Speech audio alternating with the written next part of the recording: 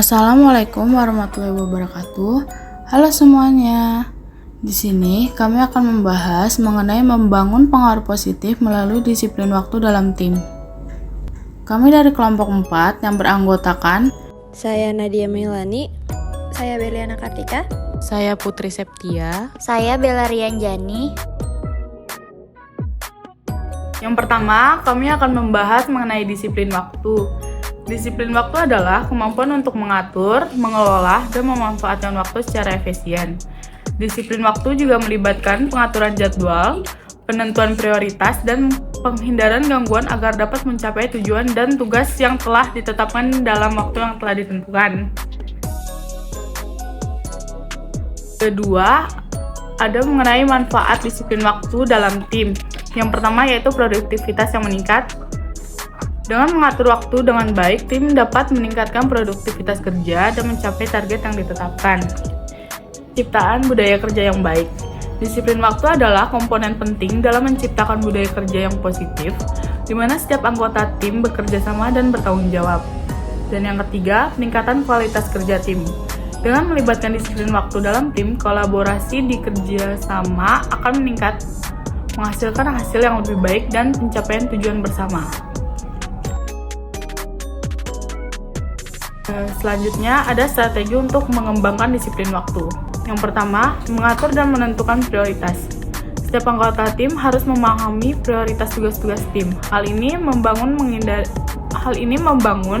menghindari kebingungan tentang apa yang harus diselesaikan terlebih dahulu. Yang kedua, komunikasi yang efektif. Pastikan komunikasi dalam tim jelas dan terbuka. Yang ketiga, ada teknologi yang mendukung. Pemanfaatan alat dan teknologi yang tepat akan membantu memantau dan mengelola waktu yang lebih efisien. Dan yang keempat, ada tanggung jawab individu. Setiap anggota tim harus memahami peran dan tanggung jawab mereka dalam proyek atau tugas tertentu. Selanjutnya, ada hambatan dalam menerapkan disiplin waktu dalam tim. Yang pertama, kebiasaan lama yang sulit ditanggalkan. Anggota tim mungkin kesulitan meninggalkan kebiasaan lama dan sulit beradaptasi dalam kedisiplinan yang baru. Yang kedua, ada prioritas yang tidak jelas. Tidak memiliki prioritas yang jelas dapat menyebabkan waktu yang tidak termanfaatkan secara optimal. Yang ketiga, gangguan eksternal. Interupsi dan gangguan eksternal dapat menghambat kemajuan dan membuat tim sulit menjaga disiplin waktu. Yang ketiga, kebiasaan menunda-nunda. Kebiasaan menunda-nunda dapat menjadi hambatan utama dalam menjalankan disiplin waktu. Anggota tim mungkin seringkali menunda pekerjaan penting sehingga tidak terselesaikan dengan maksimal.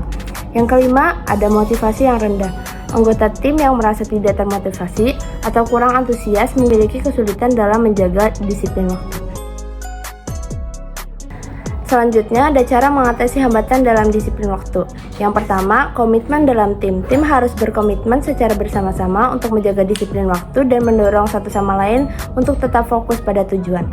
Yang kedua, pengaturan prioritas. Membuat daftar tugas dan mengatur prioritas secara efektif akan membantu menghindari pelebaran waktu yang tidak perlu. Yang ketiga, pengelolaan gangguan. Pertahankan komunikasi terbuka dengan anggota tim untuk mengidentifikasi dan mengatasi gangguan yang muncul. Yang keempat, melakukan evaluasi rutin. Dengan melakukan evaluasi secara rutin, membantu tim dalam berkembang menjadi lebih baik. Disiplin waktu yang kuat dalam tim membawa pengaruh positif yang signifikan. Mulailah menerapkan disiplin waktu hari ini untuk menciptakan kesuksesan bersama. Selanjutnya, saya akan menjelaskan TB 1.4 yaitu kearifan lokal sebagai inspirasi dalam membentuk identitas bangsa. Indonesia kaya akan kearifan lokal yang menjadi sumber inspirasi dalam membentuk identitas bangsa yang unik dan beragam. Yang pertama, kearifan lokal warisan budaya, yaitu kearifan lokal merupakan warisan budaya yang diwariskan dari generasi ke generasi. Yang kedua, menghargai alam. Nilai-nilai kearifan lokal mengajarkan manusia untuk menghargai alam dan menjaga keberlanjutannya. Yang ketiga, kekayaan kreatif. Kearifan lokal memberikan kekayaan kreatif dalam seni, musik, tarian, dan kerajinan tradisional. Selanjutnya, pengaruh globalisasi terhadap kearifan lokal. Yang pertama, perubahan nilai-nilai. Pengaruh globalisasi dapat memengaruhi dan menggeser nilai-nilai kearifan lokal yang ada. Yang kedua, pengaliran informasi. Berkembangnya teknologi informasi mempengaruhi persebaran dan penerimaan kearifan lokal. Yang ketiga, seragamisasi budaya. Globalisasi dapat menyebabkan seragamisasi budaya yang menggeser keberagaman kearifan lokal. Contoh-contoh kearifan lokal di Indonesia ada 3, yaitu 1. Tari pendek, 2. Rumah gadang, yang ketiga wayang kulit.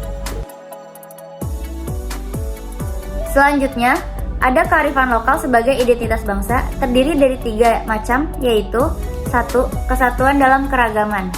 Kearifan lokal menggambarkan keragaman budaya yang menjadi kekuatan utama bangsa Indonesia. Yang kedua, pembeda dengan bangsa lain. Kearifan lokal memberikan identitas yang membedakan bangsa Indonesia dengan bangsa lain di dunia. Yang ketiga, perpaduan unik. Nilai-nilai kearifan lokal menjadi perpaduan unik antara tradisi, agama, dan lingkungan alam di Indonesia. Selanjutnya, membentuk identitas bangsa melalui kearifan lokal. Kearifan lokal menjadi panggung untuk menggali dan memperkuat identitas bangsa Indonesia yang berlandaskan pada keberagaman. Upaya melestarikan kearifan lokal, yaitu terdapat 3. 1. Pelatihan keterampilan, 2. Pentas seni, 3. Promosi kuliner. 1. Pelatihan keterampilan adalah pelatihan dan perkembangan keterampilan dalam kerajinan tradisional untuk generasi muda. Kedua, pentas seni, mengadakan pertunjukan seni tradisional yang melibatkan komunitas lokal. Ketiga, promosi kuliner, promosi dan perkembangan kuliner tradisional sebagai daya tarik wisatawan. Kesimpulan dan tindak lanjut, kearifan lokal adalah aset berharga dalam membentuk identitas bangsa.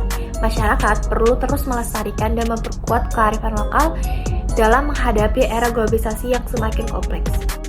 Sekian dari kelompok kami, kurang lebih mohon maaf, semoga materi yang kami jelaskan dapat bermanfaat. Wassalamualaikum warahmatullahi wabarakatuh.